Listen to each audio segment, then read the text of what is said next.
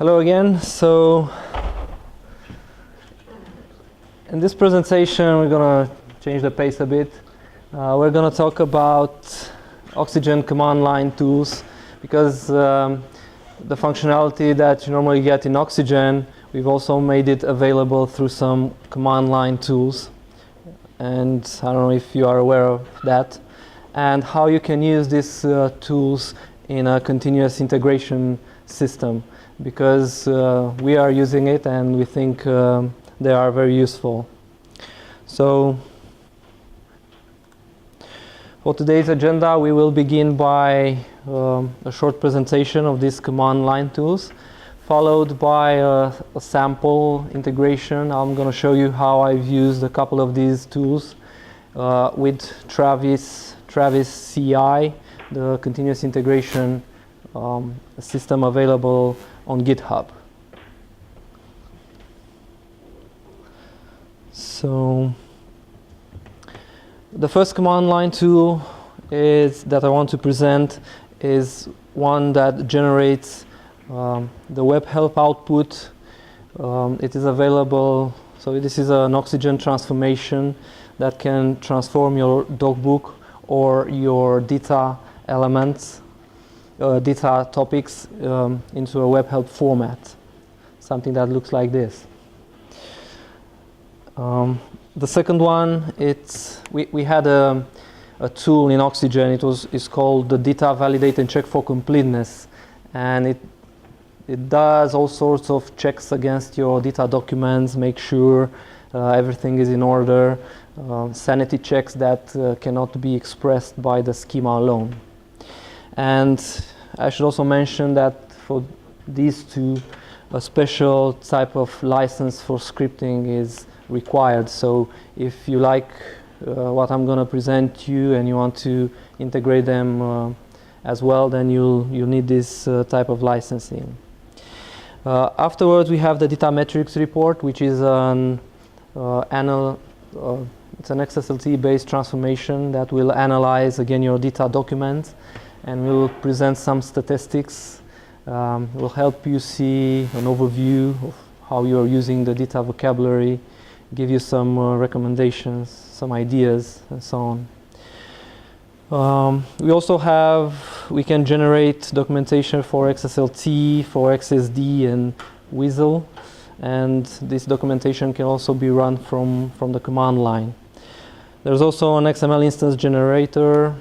If you have software that produces or consumes XML, then sometimes you need to generate set of documents for this software, and that's what this generator is for. And of course, when you create the schema, you like to use modules to structure it better, to manage it better, but there are times when you want to collapse that hierarchy, maybe for an application that is not that compliant, and so on. So we have a tool for that too. But in this presentation, we will focus on these three here. So let's see how I've used them for a data project. So for the Travis integration, you need one data project on GitHub, and I have one posted here. It's one about the user guide for a mobile phone. And you need to configure the Travis continuous integration. Now, what does that mean? Is in your project you must have an YAML file, I think it's pronounced, and in this file you're basically giving it a script to run. This script will be run automatically by Travis whenever someone commits on this project. And if the script is successful, then we will run another script to deploy. So what I want to do here with these three command line tools is, whenever someone changes something in my documentation, I want it to be published in the web help format to make sure the publishing isn't broken by that particular commit. I want to validate and check for completeness, make sure there are no errors in my documentation, and also I want such a report to be generated to have an idea what's going on in my documentation. So I've shown you the YAML file. Now let's take a quick look at these scripts. So here, so the publish script. So first of all, I'm going to download an oXygen all platform build and unzip it. Then, like I told you, I need a special kind of license for the web help, so I'm putting such a scripting license inside oXygen. And I run the validate and check for completeness script. I'm giving it the data map, some settings. You can give it some settings, and this is the XML. So the report is, you're gonna get it in an XML format.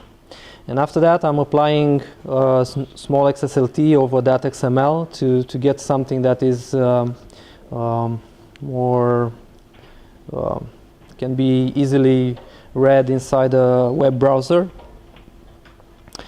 Now for the data metrics report, like I've told you, it's just an XSLT transformation. So I'm running Saxon with the proper XSLT. Again, I'm applying on the report. I'm applying another XSLT to generate some HTML.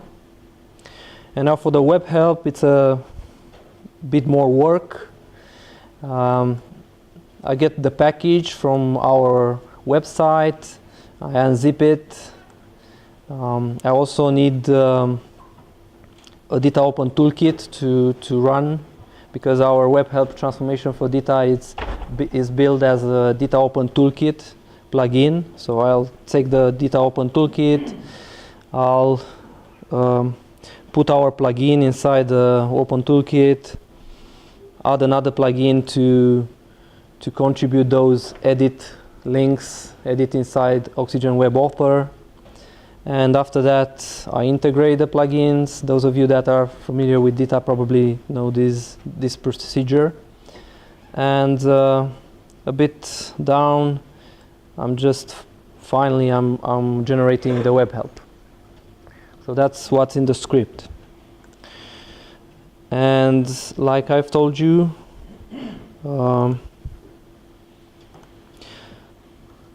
so Travis will automatically detect all commits on my repository, and it will run these scripts that I've shown you. And this script, for example, was one that was successful. And what I get is, first of all, the web help. So this is what was generated automatically from my documentation. The web help looks good, so the transformation wasn't broken by the commit. I get the validation report. I see here there are some problems, so not the prettiest HTML, but you get the idea. So I have some images that cannot be found, and here I have a topic that is referenced in other topics but not in the data map, some profiling problem, some things that usually can go wrong when writing data documentation. And the data metrics report is this one. So here, for example, I can look at the domain analysis and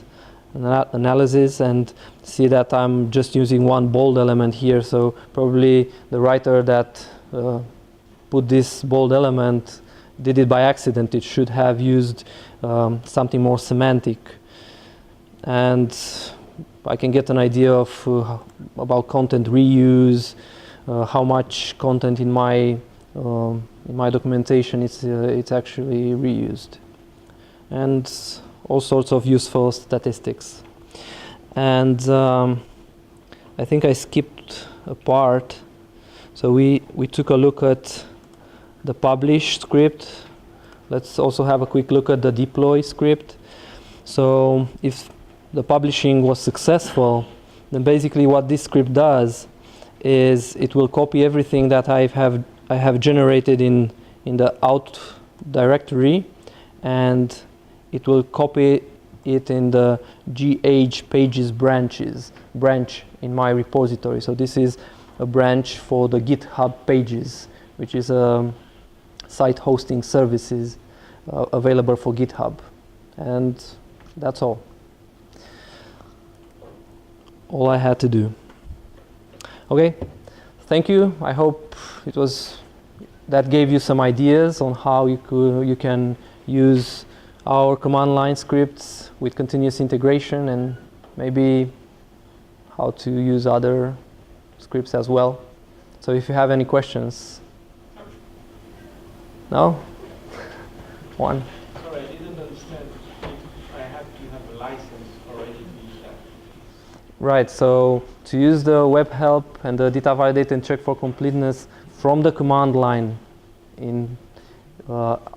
outside oXygen, you need a special type of license. So your oXygen license won't do for that. Okay. You can use these tools from within oXygen, there's no problem. Yes, but from Travis. Exactly, yes. How do you find out which tools are available to do which jobs, and what the licensing costs are? If we have something in our documentation, somewhat like a central page, I'm not sure. I'll have a look. We should have, I agree. Because I mean, at the moment to use that, we'd have to go and find your example and copy it, and that would give us the web help and would give us some of the data tests. But I'm assuming that there are other command line tools that are available. So Right. How do we find out what's available? Well, they are described in our documentation.